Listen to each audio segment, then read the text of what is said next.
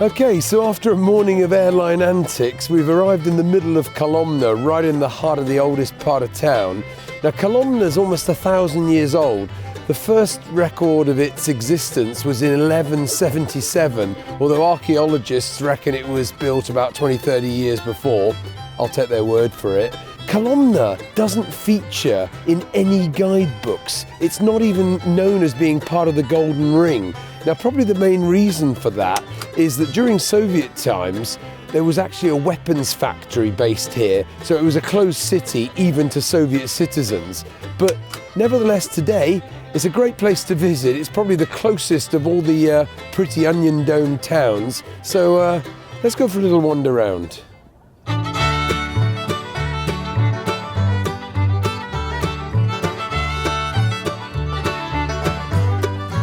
Well, if you're thirsty, there's always a free water supply.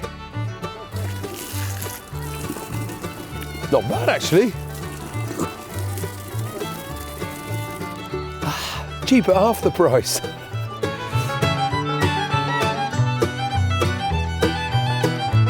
Well, the old part of town is obviously Kolomna's highlight, but nowadays it functions as a pretty standard town of 150,000 people in the Moscow region. A lot of people aren't aware that Kolomna actually has 6 train stations, 3 rivers, and half a Kremlin.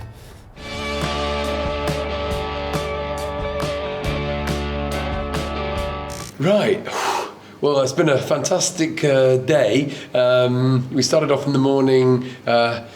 We flew all the way here. You drove. Yes, indeed. Watching you guys up there in the sky whilst I sat in the...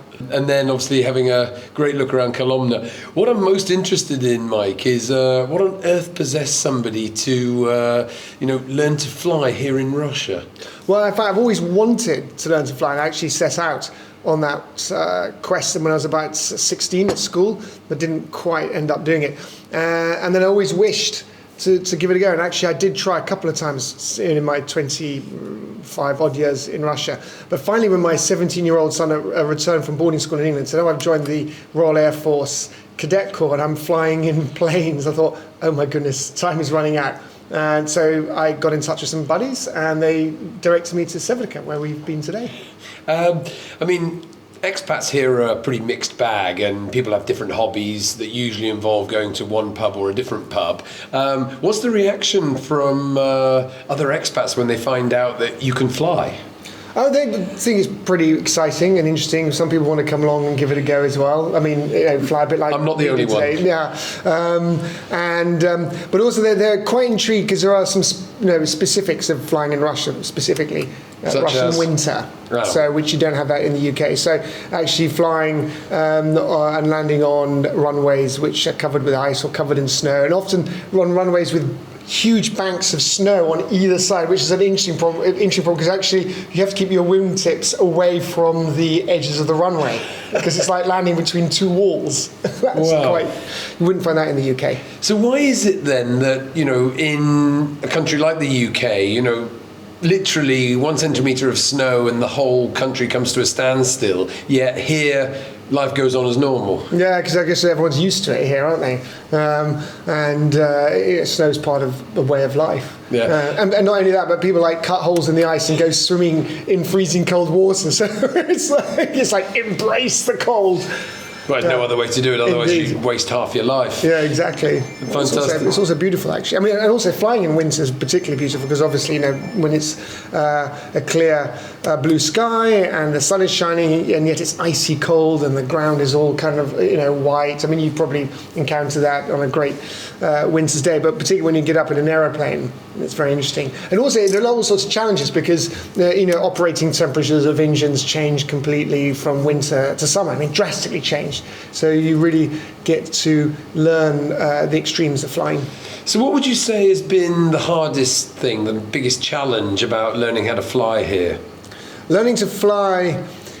I think learning to fly anyway, the hardest thing is landing, because there are always so many different variants and you can have crosswinds and no 2 landings are ever quite the same. So for me that would be probably the biggest challenge. The other thing, I mean, in terms of actually learning, when I started, it was about 5 years ago, just as the Russian Rosavia decided that they were going to shut down all training schools because they wanted to do an audit and sort of get things clean and then open them up one by one and control them, because sort of things have got a bit crazy here. So when I actually went to Severica, where we were today, they said, well, in fact, we can teach you to learn, but it won't be official because there are no pilot licenses being given out at the moment. So I did that. It was a great decision, and I learned with a fantastic pilot who was he was sort of like a Jedi, really. I think he was more like Yoda, teaching you the kind of the Force. He wasn't like interested in flying. It's kind of, you've got to learn the Force of flying. So he literally would make you do things like fly aeroplanes without the speedometer. So you had to like feel it. He'd make you fly the plane without any of the controls. It's like you can fly a plane. You just have to change the revs of the engine, and that's enough to make it go. A bit of rudder, but you can't use the stick. And those are the things that were great, because actually you really got this appreciation of what it is to fly. I mean, I had the opportunity to fly 2 different planes this morning. I fly in, I should say, as opposed to fly. One was a foreign plane, one was a Russian plane. Is there a really big difference between flying a Russian plane and a non-Russian plane? Well, I mean, if I do that, answer that question sort of in terms of my experience and at my level, so that would be comparing to single prop aircraft.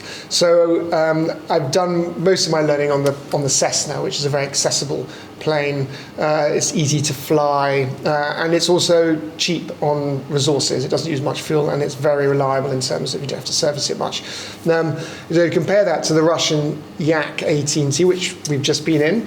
That is the Russian trainer, so it's the Russian equivalent of the Cessna, but in a you know, like all things Russian, when the Russians do it, it's like big, and powerful.